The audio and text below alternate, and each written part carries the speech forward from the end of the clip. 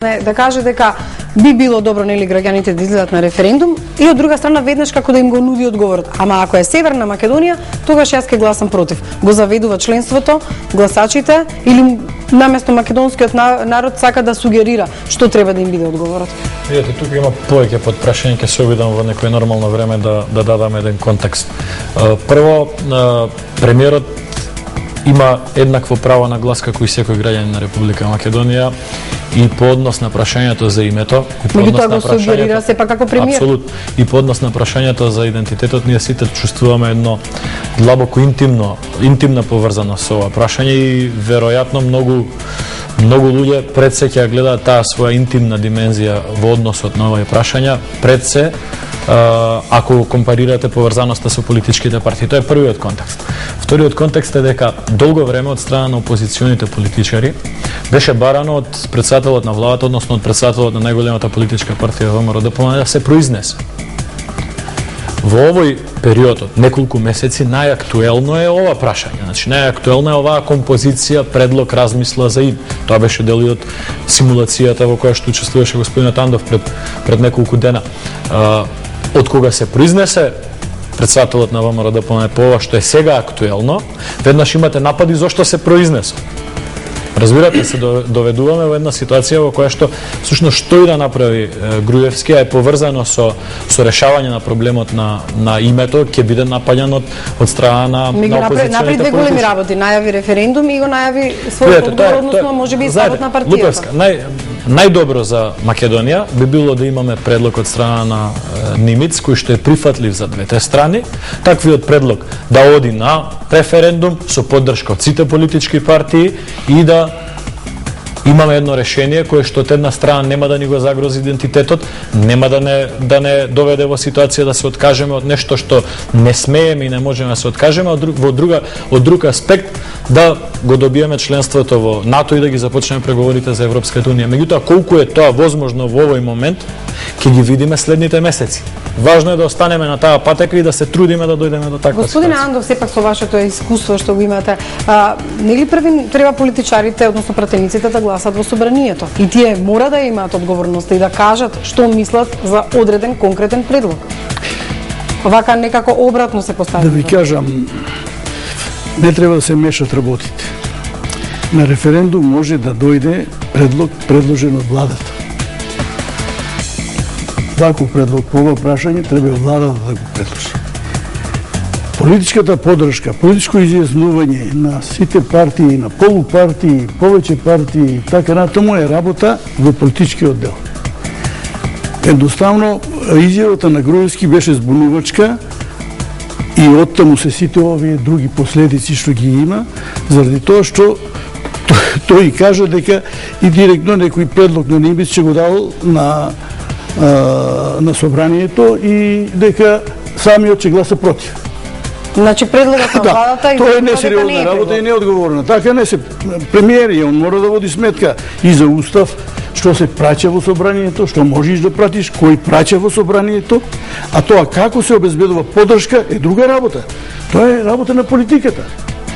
Тоа не е на премиерот работа, како политичар да, ама премиерот има уставна обврска како председател на владата на собранието да испрача тоа што владата донела, што владата усвоила.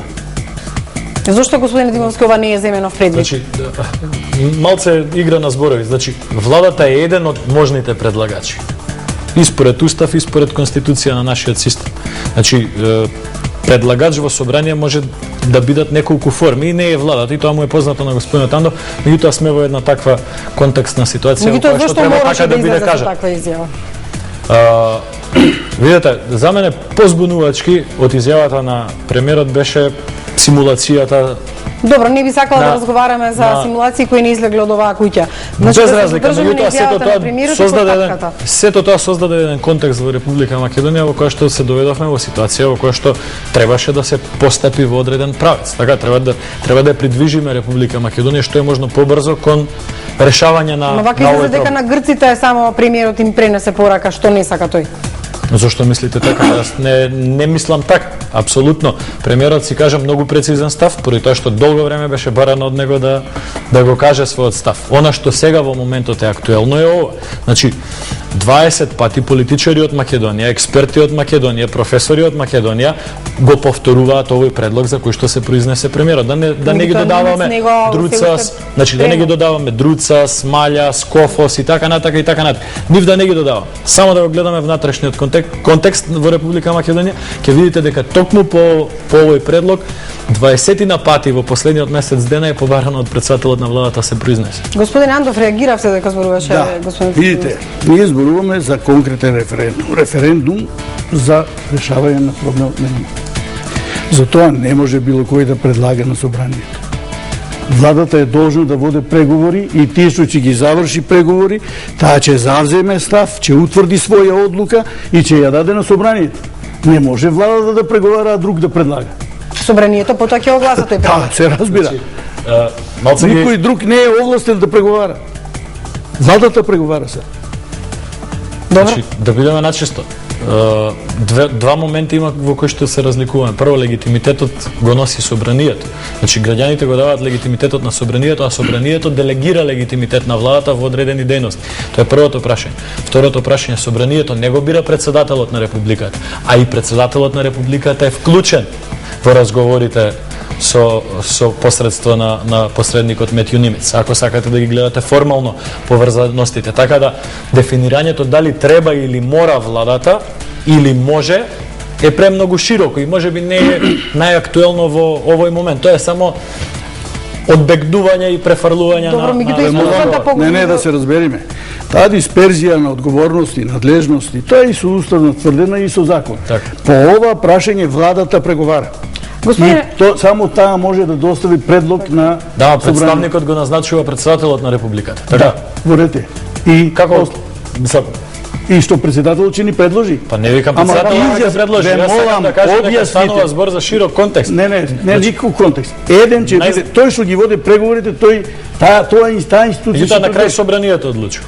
Не, собранието ќе му се предложи. Ама не може собранието да одлучува да му предложи било кој. Владата мора да. И затоа е чудно да Груевски каже дека ако не заземе владата став или одбие да го усвои предлогот што Нимец ќе го даде, тој ќе го даде на собрание. Каква врска има тоа? Господин Зибери, ајде вие да видиме оваа дилема дали може да ја расчистите со оглед на тоа, на претходните искуства и на тоа како одеа и до сега постапките.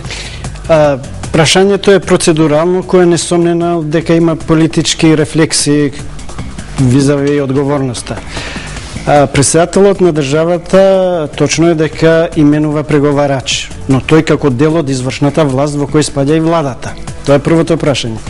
Второ, откако ќе завршат преговорите, билатералните, несомнено дека треба да се дефинира ставот кој ќе треба да му се предложи на собранието. А тоа секако дека не се пратениците кои ќе го достават. Тоа е второто прашање. Трето, точно е тоа дека референдумот ќе се распише, доколку се распише, во рамките на надлежностите на собранието. Тоа и законот за референдум го утврдува и уставот. Значи, неспорно е дека тука ќе бидат вклучени сите елементи, односно субјекти на власта.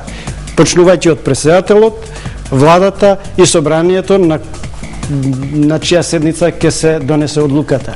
Така да нема да остане ни еден сегмент амнестиран од прашањето на одговорноста. Добро, и можеби да не идеме само толку во процедура за да може да разберат. И можеби е најдобро така да не се создаваат конфронтации во однос на тоа кој е чист, кој не е чист, кој е одговорен, кој не е одговорен, зашто прашањето ги тангира сите граѓани и е многу крупно за да може некој лесно да се амнестира. Да. Не станува збор за амнестирање, станува збор за со устав и закон утврдени надлежности.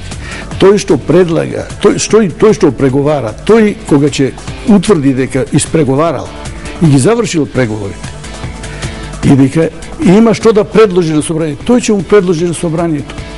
Јас зборувам за тоа дека несериозно е да се каже дека предлогот на Нимиć ќе го пратат на референдум, на собранието да одлучи за референдум. Собранието тоа не го праве, не може така. Собранието ќе одлучи, нема кој да одлучи. Само собранието може да одлучи за референдум. Само станува збор за една изјава која внесе збрка во јавноста и сега Дали ова темпирана партијата го коригира премиерот. Го дообјасни.